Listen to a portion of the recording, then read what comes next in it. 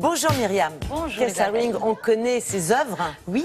Parce que c'est vraiment, il a un style, il a une patte, il a quelque chose, il a un coup de crayon particulier. Voilà. On le connaît. En revanche, on sait peut-être moins à quel point il était engagé, peut-être. Ah, c'est vrai qu'on a l'impression que derrière ces dessins simplistes et candides se cache juste de l'humour, des dessins et des couleurs pétillantes, mais en vérité, derrière chacune des œuvres de Keith Haring, effectivement, il y a un artiste plutôt militant et complètement engagé, alors sur tous les fronts, hein, que ce soit la politique, l'écologie et le sida. Je dis le sida parce que Keith Haring nous a quittés en 1990, il est mort du sida très jeune, à l'âge de 31 ans. Alors, Keith Haring, c'était vraiment une icône du pop art et du street art. C'était l'ami de Madonna, de Basquiat, de Grace Jones et surtout d'Andy Warhol. Andy Warhol qui admirait son travail. Et d'ailleurs, tous les deux, ils avaient des choses en commun. C'est-à-dire que tous les deux, à travers leur art, ils souhaitaient vraiment s'adresser au plus grand nombre. Et ils avaient aussi une technique pour s'adresser aux gens où il fallait que le message soit simple. Warhol utilisait un peu le message publicitaire. Keith Haring, lui, il utilise plutôt la signalétique. Comme ça, on comprenait tout de suite ce que le personnage voulait nous dire. Donc, je vous propose d'aller à Rotterdam. Avec plaisir. Pourquoi Rotterdam? Parce que c'est la première ville dans laquelle il a exposé en dehors des États-Unis. Quand il est sorti des États-Unis, il s'est rendu à Amsterdam pour faire sa première exposition internationale. Donc, je vous propose d'aller au Kunsthal de Rotterdam, aux Pays-Bas.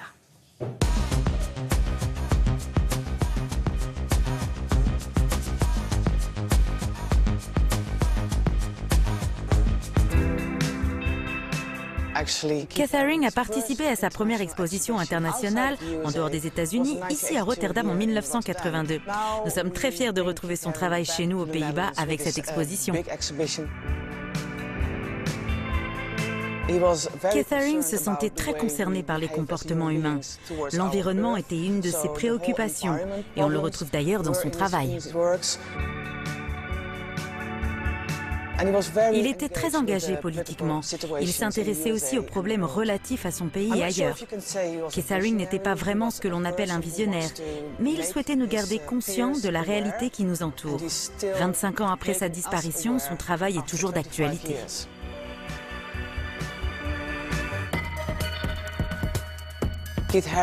Le lendemain de l'assassinat de John Lennon à New York, Keith Haring, très choqué, a fait le rêve étrange d'un homme au ventre troué. Et ce personnage se retrouve d'une manière récurrente dans ses œuvres, que ce soit l'homme au ventre troué ou marqué d'une croix.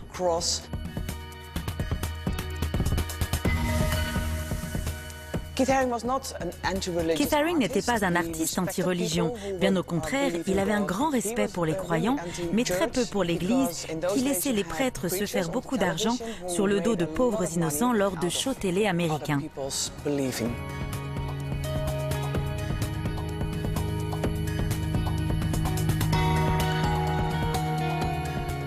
Keith Haring était ouvertement homosexuel. C'était un véritable engagement de sa part dans une Amérique très conservatrice dirigée à l'époque par Ronald Reagan. Certaines de ses œuvres montrent d'ailleurs le manque de soutien de la cause gay par le Parti républicain.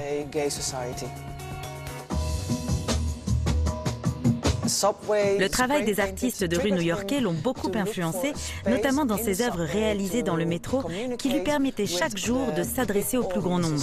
Ce travail était comme un défi qu'il réalisait au plus vite car c'était illégal. Évidemment, la plupart des œuvres ont été arrachées et volées par les passants.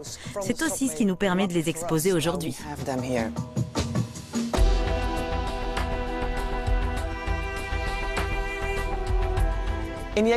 Dans l'exposition, nous présentons une des toutes dernières œuvres qu'il a réalisées juste avant de mourir. Il se savait très malade donc, mais malgré tout, cette œuvre est très joyeuse, avec des couleurs éclatantes. Le message reste optimiste. C'est une ode à la vie.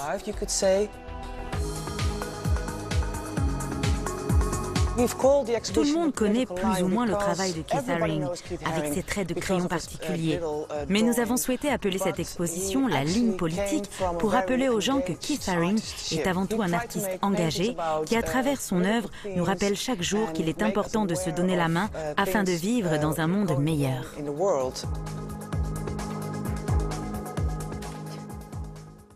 C'est magnifique, hein. C'est magnifique, c'est émouvant, surtout que c'est somptueux. Voilà, c'est émouvant surtout de voir une de ses dernières œuvres qu'il a réalisées. Il est mort en à peine 6 mois. Donc il se savait malade, mais il avait encore envie de transmettre de l'énergie positive aux gens. Donc cette année, on commémore les 25 ans de sa disparition. Donc c'était l'occasion de découvrir ou de redécouvrir son œuvre. Donc expo que vous recommandez et qui se déroule jusqu'au 7 février prochain. Au Kunsthal de Rotterdam. À Rotterdam. Une ville, moi, que j'adore. Ça ressemble à un mini New York, mini Philadelphie. C'est magnifique comme design, cette ville. Ça fait un argument supplémentaire pour vous y rendre. Ah, c'est génial. Merci beaucoup Myriam. On va rester dans le domaine de l'art et des expos avec Olivia qui nous présente aujourd'hui un site qui est lancé par les musées nationaux. Bonjour Olivia. Exactement, bonjour. Il a été lancé il y a quelques jours. Il s'appelle Images d'art. L'objectif, c'est de permettre au grand public de découvrir ou de redécouvrir 500 000 œuvres présentées dans les musées français. Ils sont là, ils sont à collectionner et à partager gratuitement par les internautes. C'est l'un des fonds d'images les plus riches au monde, avec les œuvres de 100 musées français. Tout est réuni sur cette seule et même plateforme avec la capacité de faire des recherches, mais aussi de naviguer en se laissant surprendre. Vous voyez, en cliquant sur une œuvre, on vous suggère d'autres œuvres du même artiste, du même musée, de la même période, ou qui utilisent la même technique ou les mêmes couleurs. Voilà, c'est le plus grand musée virtuel de France. Vous pouvez créer votre propre collection. Et puis ce qui est très sympa, je trouve, c'est qu'il y a un usage pédagogique. Les professeurs, les élèves peuvent l'utiliser en partageant leur galerie avec leur classe ou avec leurs camarades. Bien sûr, c'est une super idée en tout cas. Exactement, ça s'appelle Images d'art. Eh ben, bravo, merci beaucoup Olivia. Tout de suite, un petit peu de publicité, puis ce sera l'heure des cas de vérité.